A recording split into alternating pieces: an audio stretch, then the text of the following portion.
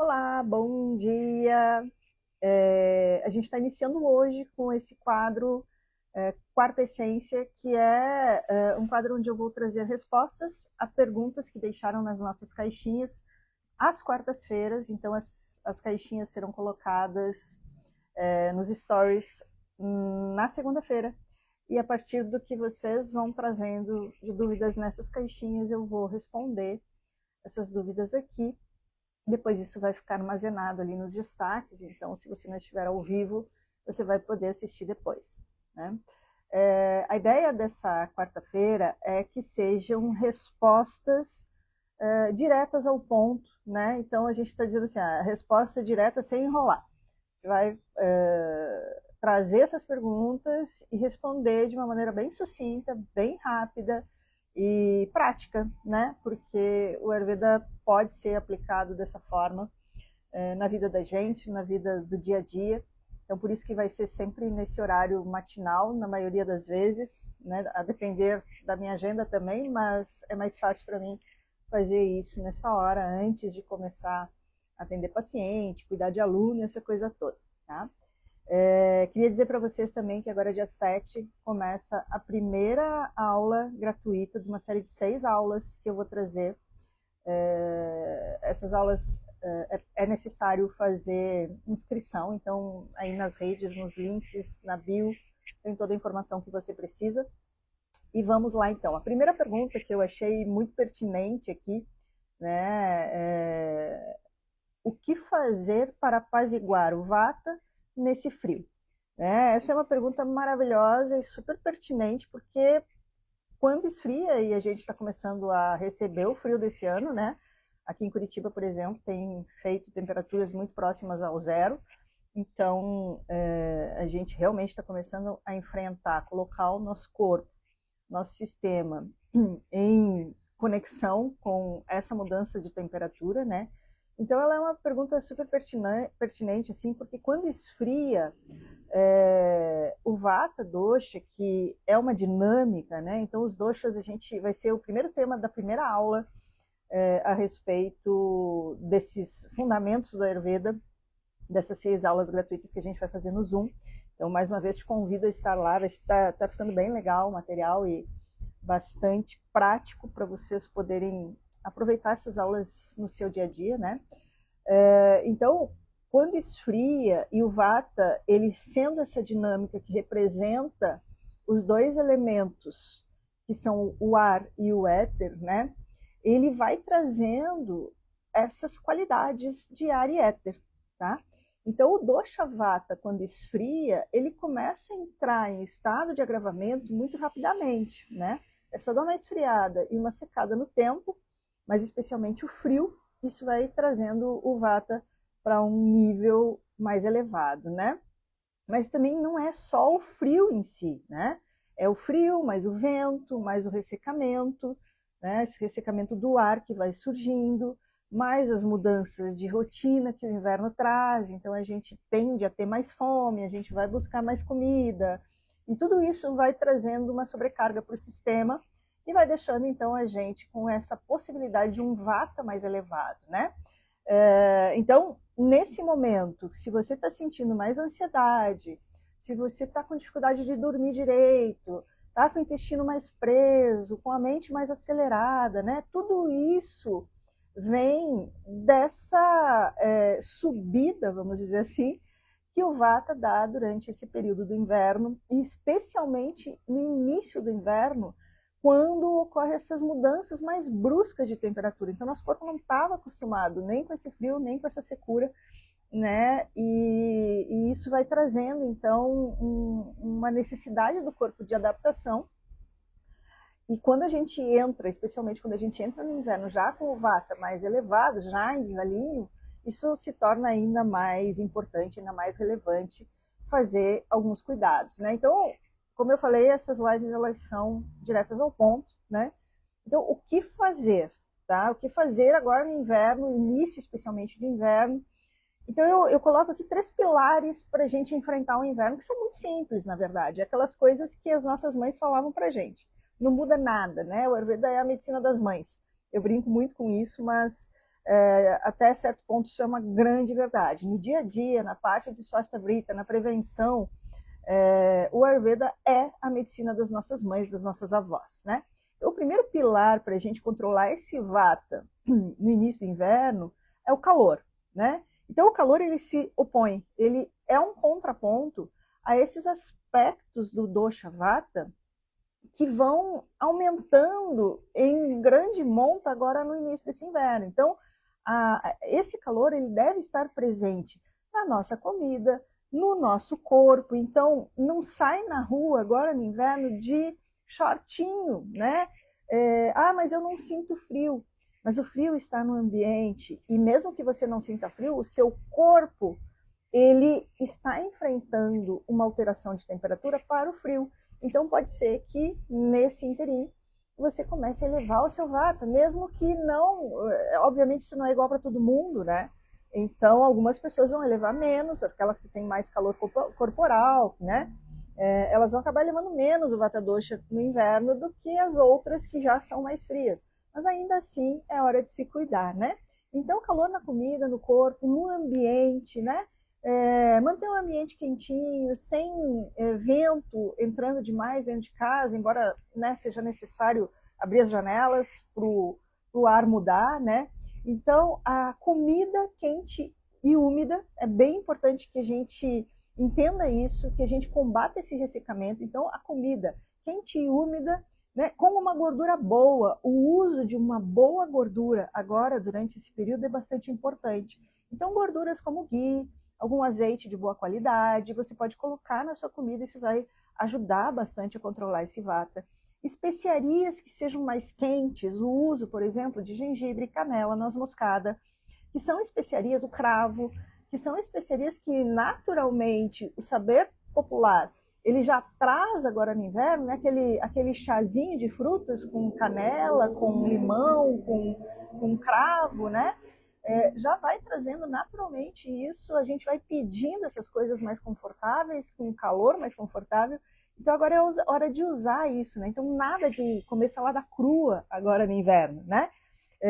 Ou fazer grandes jejuns nesse período, a não ser que você esteja acompanhada, esteja em processo de tratamento e que esteja acompanhada por um terapeuta e que ele saiba o que está fazendo com você ali. Mas fora isso, esquece esquece jejuns muito intensos agora no inverno. Não é hora de fazer isso. O nosso Agni, nosso fogo digestivo, ele fica mais potente agora no inverno, tanto que a gente sente mais fome, né? A gente fica, né, com aquela vontade de comer comida mais pesada e tal. Isso é porque o Agni ele deu uma fortalecida agora no inverno. Só que se a gente faz jejum, essa fortalecida do Agni ajuda a ressecar o nosso corpo. Né? Então, nada de chá verde de manhã cedo, agora no inverno também, né? As pessoas tomam muito chá verde. No verão, dependendo para pessoa, de pessoa para pessoa, isso pode ser uma boa ideia. Não é para todo mundo, mas agora, especialmente no inverno, é hora de parar com o chá verde e usar coisas mais quentinhas, mais úmidas, com mais óleo, né? Para trazer esse peso, esse calor e essa umidade que o nosso corpo está enfrentando, exatamente o contrário aí fora, né? A outra coisa que é importante agora no inverno é a regularidade. Para o Vata, a regularidade é extremamente importante, mas agora no inverno isso é muito mais importante, né? Então o Vata, ele não costuma gostar, as pessoas do tipo Vata não costumam gostar muito de rotina, e isso faz muito bem para elas. Então no inverno é importante que você durma no mesmo horário, que você faça refeições estáveis, faça sua refeição sempre no mesmo horário, que você tenha pausas de descanso durante o dia, né? Então, mesmo pequenas ações assim que você vá fazendo ao longo do seu dia, né? Como se cobrir melhor, né? Por exemplo, você está trabalhando ali no computador, não precisa ficar sentindo frio, coloca uma cobertinha sobre as pernas, coloca uma cobertinha sobre as costas, protege a garganta se estiver muito frio. Evita o uso de ar-condicionado, que resseca ainda mais o ar. Então, prefira uma coberta, prefira um chazinho quente para te esquentar, isso vai te ajudar bem mais, tá? Então, essas pequenas ações que as nossas mães traziam para gente é o que controla a vata no inverno. Grandes ações a gente deixa para o contexto terapêutico.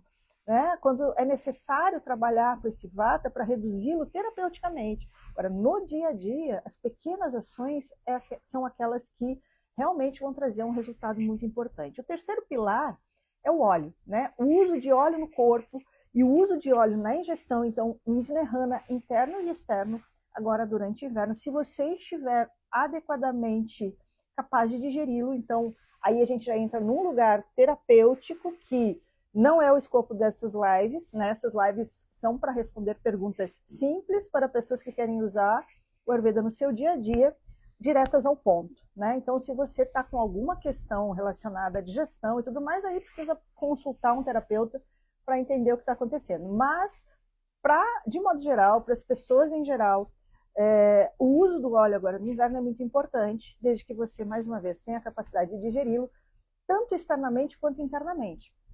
Tá? Então, você fazer um Snehana interno, usar óleo na sua comida, a gente falou antes, né? E passar óleo no seu corpo. Ah, mas eu não sei fazer autoabhyanga, eu não sei fazer automassagem, eu não sei os movimentos. Esquece movimento. Dentro de uma normalidade no dia a dia, se você quer controlar a vata, você passa óleo no seu corpo de cima para baixo. Ponto.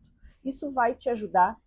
Então você pega aqui o teu braço e vai passando, vai levando o calor, vai levando o fluxo dos fluidos para as extremidades, né? Então vai passando de cima para baixo até chegar lá no seu pé e tá de bom tamanho agora para esse contexto individual e caseiro, tá?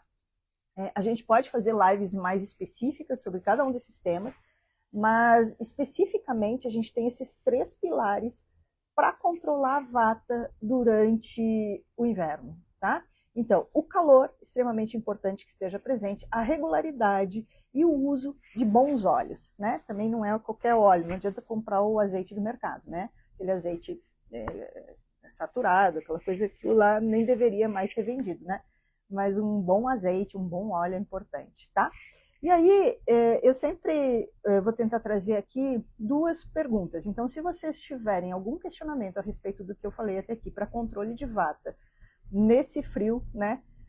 A gente está em Curitiba, estava muito frio anteontem, ontem já estava quente, então também essa mudança de temperatura, em qualquer movimento é agravante de vata, a gente precisa tomar esses cuidados. E aí, então, a segunda pergunta que eu quero responder hoje, ela já vai mais no sentido de falar a respeito da nossa formação de terapeuta Ayurveda, né? As pessoas, elas perguntam tanto questões mais técnicas do Ayurveda, quanto questões formativas de como você fluir nesse processo de se tornar um terapeuta Ayurveda. E eu tenho uma pergunta aqui que é muito importante, que é: preciso ser da área da saúde para fazer a formação? A resposta é absolutamente não.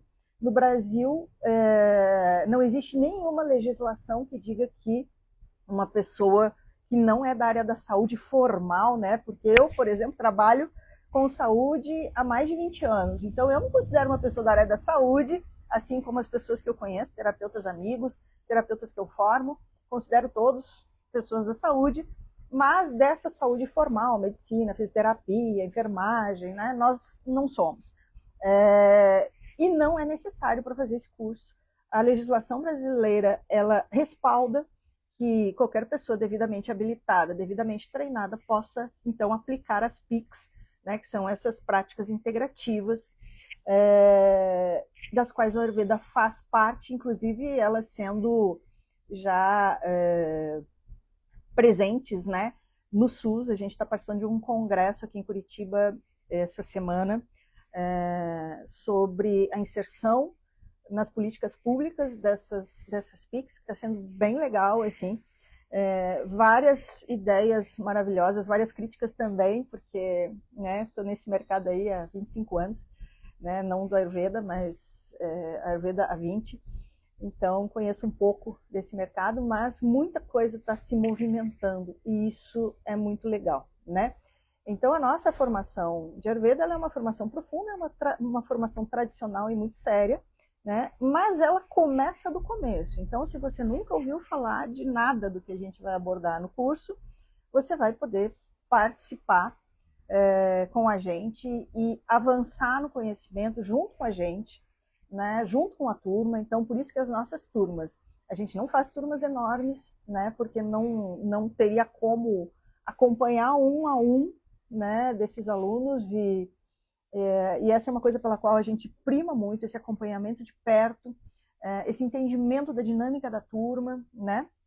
Então a gente começa do começo trabalhando cada um dos aspectos fundamentais do Ayurveda e trazendo esse conhecimento, se desenrolando ao longo né, do tempo. Aliás, assim, a maioria das pessoas que se formam com a gente são pessoas que ou passaram por um processo com o Ayurveda na sua vida pessoal e se encantaram com os resultados e com que aquilo proporcionou.